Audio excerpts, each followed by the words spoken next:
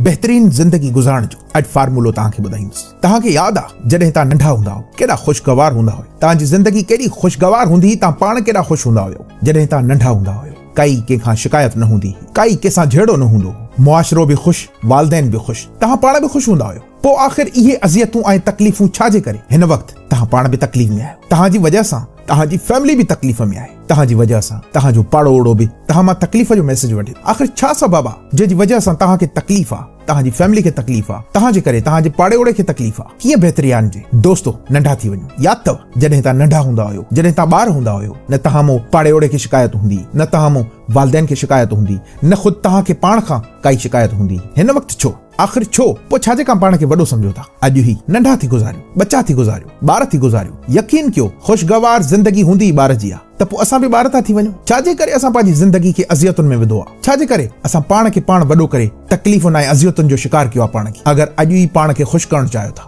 मुंहिंजी सलाह मञो। ऐं मुंहिंजा दोस्त ऐं मुंहिंजा भाउ, पंहिंजी ज़िंदगी में नंढो ॿार थी वञ। यकीन कर उन ॿार खे न का दिलि में दगा हूंदी आहे, न का चीटिंग हूंदी आहे, न का बेईमानी हूंदी आहे। उहो ॿार त हमेशह ख़ुशि ऐं ख़ुशि इख़लाक़ रहंदो आहे। उन ॿार जे करे त पाड़ो ओड़ो बि ख़ुशि रहंदो आहे त हे गुलाब जो गुल आहे, त ईअं गुलाब जो गुल थी वञ न। छाजे करे पाण खे, पंहिंजी फैमिली खे, पंहिंजे पाड़े ओड़े खे, मुआशिरे खे तकलीफ़ ॾिनी? अॼु ई ॿार थी वञ, अॼु ई सुठियूं आदतूं अपनाए, अॼु ई कोशिशि कर पाण खे बहितर करण जी। यकीन कर तुंहिंजी ज़िंदगी तमामु बहितरीन थी वेंदी। जेके ॿार हूंदा आहिनि उन्हनि जी ज़िंदगी मस्तु हूंदी आहे, चिल हूंदी आहे। चिल थी वञ, तूं बि चिल थी वञ, तोखे बि हक़ आहे हिकु बहितरीन ज़िंदगी गुज़ारण जो, तोखे बि हक़ आहे। त पोइ अॼु ई बहितरीन ज़िंदगी गुज़ारण जे लाइ बहितरीन प्लान जोड़, पाण खे नंढो ॿार करे हिकिड़ी बहितरीन ज़िंदगी फन में मगन थी वञ। ठीकु आहे, कमाइणो आहे, ज़िंदगी आहे, नौकरी आहे, जॉब आहे, बिज़नेस आहे, जेको आहे कर, पर पंहिंजी ज़िंदगी में ख़ुशि रह, पंहिंजी ज़िंदगी में ॿार थी गुज़ार। दोस्त, मां आहियां सैयद अली वकार। अगर मुझो मैसेज पसंद आयो थी त पंहिंजे प्यारनि ताईं शेयर कर। थी सके हिन मैसेज मां कंहिंजो भलो थी वञे। अगर तोखे बि चाहे थो त तुंहिंजी ज़िंदगी ख़ुशगवार थिए त सभ खां पहिरियों